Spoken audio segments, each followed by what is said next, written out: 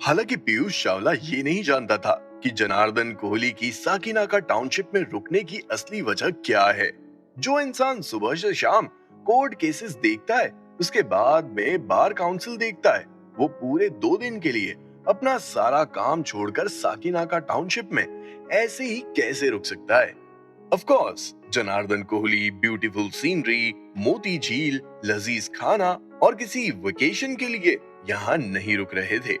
उनके यहाँ रुकने की असली वजह ये थी कि वो चाहते थे कि विराज की नजरों में उनका इंप्रेशन अच्छा पड़े। वो चाहते थे कि विराज जिंदल को ये पता चले कि वो अपने बिजनेस को लेकर काफी सीरियस हैं। विराज का बैकग्राउंड और उसकी पहुंच देखकर उन्हें पूरा यकीन था कि फ्यूचर में भी उन्हें बहुत बड़े बड़े इन्वेस्टमेंट मिलेंगे। अभी मनी मन जनार्दन कोहली ये सब सोच ही रहे थे कि तभी उसे एहसास हुआ कि विराज वहां से गायब हो गया है।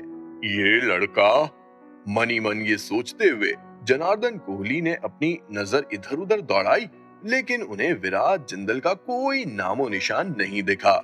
उसने मुझे ग्रीड भी नहीं किया और ऐसे ही निकल लिया। आजकल के लड़के किसी को पूछते ही नहीं है, कोहली साहब ने मनी मन कहा। वैसे विराज जिंदल कहाँ चला गया था? हाँ, वो साकीनाका टाउनशिप से सीधा मुंबई जाना चाहता था, लेकिन मुंबई के लिए निकलने से पहले सुषमा आंटी ने विराज को फोर्स किया कि वो आज रात दीनू काका के घर पर ही रुकेगी। दादी, ये तुम क्या कर रही हो? विराज नहीं चाहता था कि सुषमा आंटी यहाँ रुके, इसीलिए तुरंत ही विराज ने उनसे पूछा, मैं क्या कर रही हूँ? मैं अपने गांव में इतने सालों से नहीं आई, और जब आई तो तू मुझे आज ही वापस ले जा रहा है। तुझे क्या लगता है कि मैं तेरी बात मानूंगी? ये बोलते हुए सुषमा आंटी ने तुरंत ही विराज के कान पकड़ लिए थे और विराज को ऐसे ट्रीट कर रही थी जैसे मानो वो कोई छोटा बच्चा हो। जब इस नजारे को उर्वशी और जितिन ने देखा तो दोनों खिलखिलाते हुए हंस पड़े थे। उन दोनों ने ही एक्सपेक्ट नहीं किया था कि उनका बॉस, जो बहुत ही एरोगेंट और प्राउडी है, उसे दुनिया में कोई इस तरह से भी कंट्रोल कर सकता है। दादी, तो आप यहाँ रुककर क्या करने वाली हैं? क्या सभी के घर जाकर राम राम करोगी? जैसे ही विराज के मुंह से ये शब्द बाहर आए, वैसे ही सुषमा आंटी ने भी अपना मुंह खोलते हुए कहा, बिल्कुल भी नहीं। जिस तरह से इन गांव वालों ने मेरे पोते के साथ बर्ताव किया है, मैं किसी के भी घर जाकर उनसे नहीं मिलने वाली। लेकिन दीनू के साथ हमारे बहुत पुराने रिश्ते हैं, जब से तेरे दादा सुब्बू जिंदा थे। मैंने सुना है कि दीनू की वाइफ बहुत बीमार है, तो मैं उसे देखने आई हूँ। इसी के साथ सुषमा आंटी के कदम आगे बढ़े और वो दीनू काका के घर के दरवाजे को खटखटाने के लिए पूरी तरह से तैयार थी। लेकिन तभी विराज ने उन्हें फिर से रोक दिया था। अरे तू पागल हो गया है? तू मुझे बार बार रोक क्यों रहा है?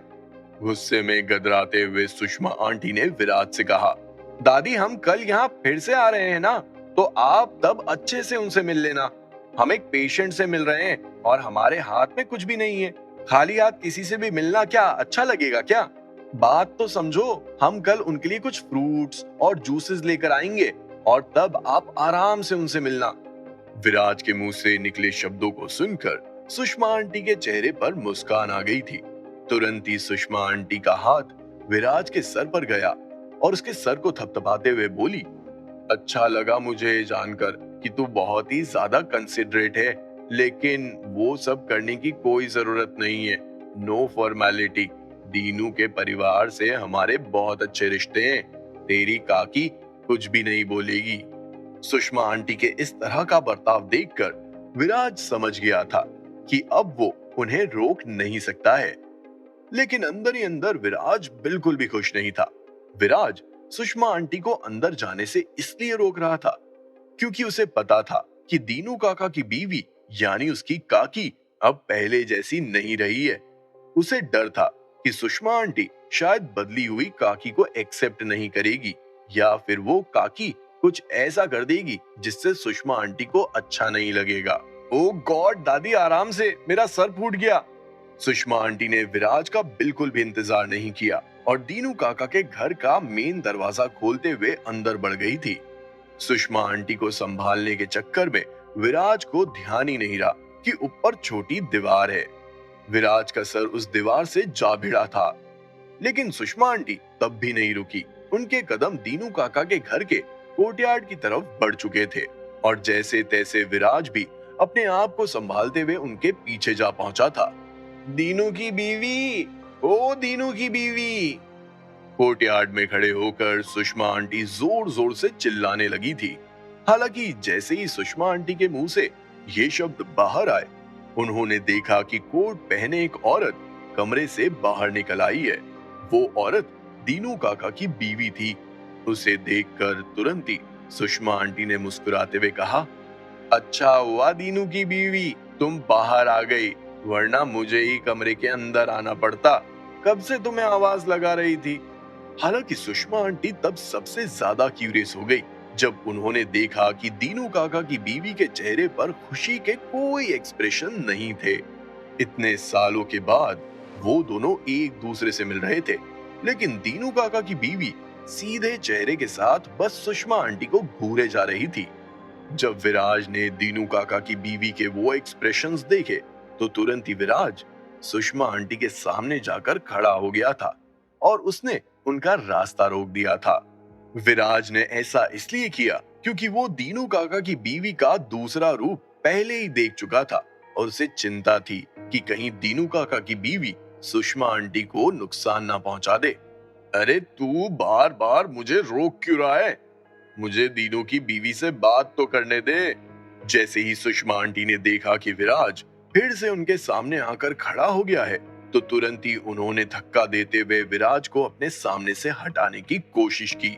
हालांकि ये करने के बाद भी जब सुषमा आंटी ने दीनू काका की बीवी को देखा, तो उसके एक्सप्रेशंस अभी वैसे के वैसे ही थे।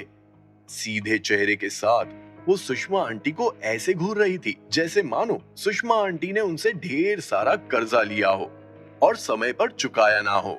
अरे दीनू की बीवी, ऐसे घूर घूर कर क्या देख रही है? तुझे हो क्या गया है? तू विराज से गुस्सा है क्या?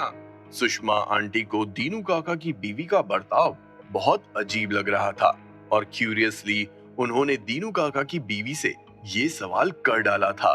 अरे दादी, क्या फालतू की बातें कर रही हो? मैं तो आपके साथ ही यहाँ पर आया हूँ ना, मैं उन्हें ऑफेंड कैसे कर सकता हूँ?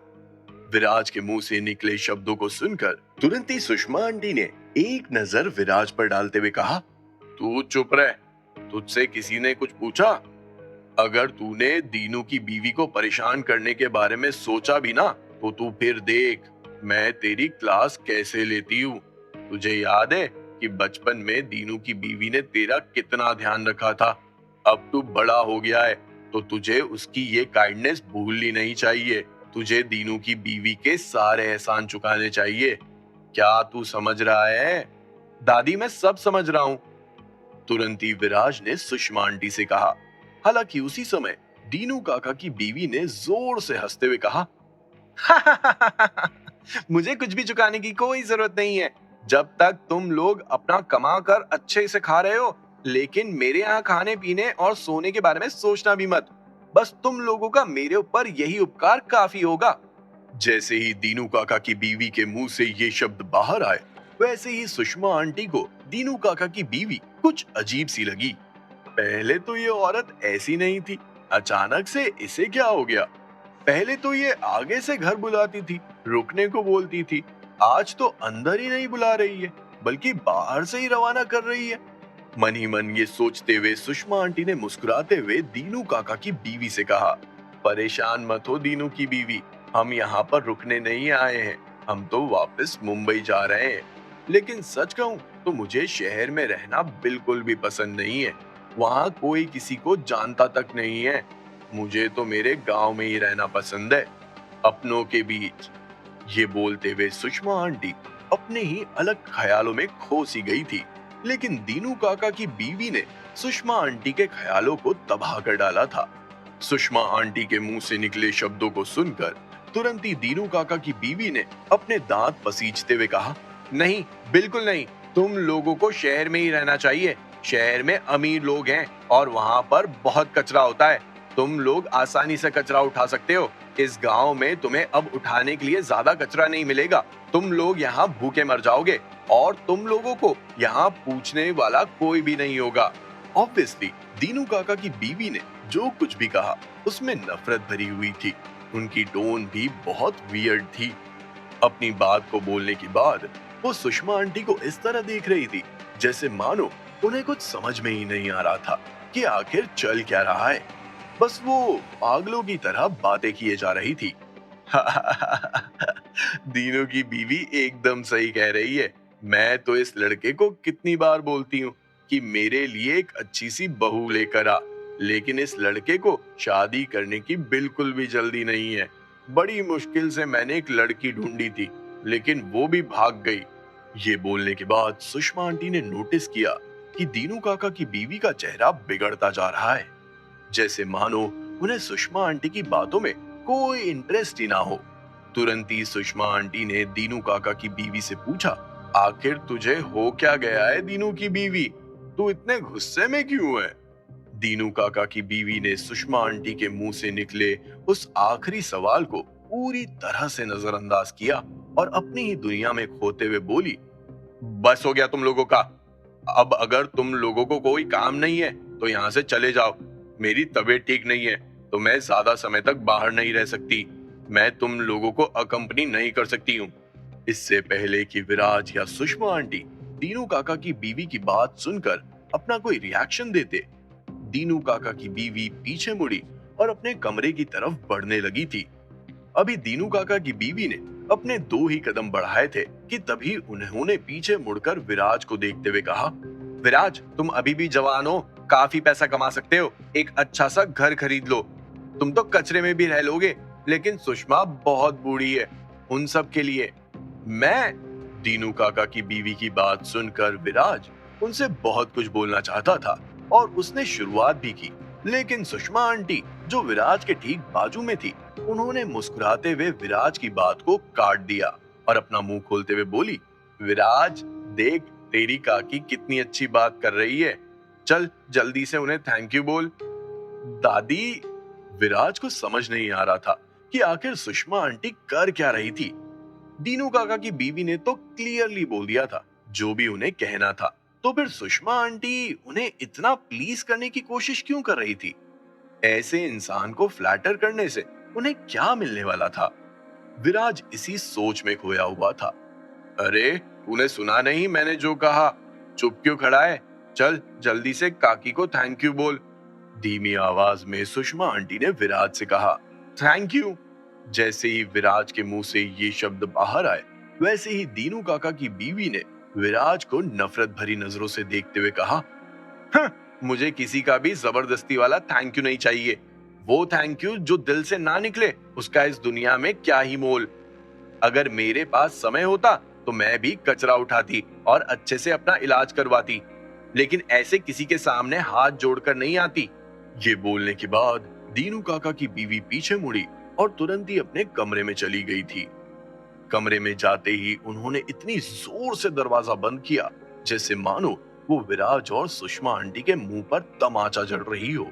आखिर दीनू काका की बीवी विराज और सुषमा आंटी से इतनी नफरत क्यों कर रही थी? अगर पास्ट में उनके रिश्ते इतने अच्छे थे तो अब अचानक से क्या हो गया था?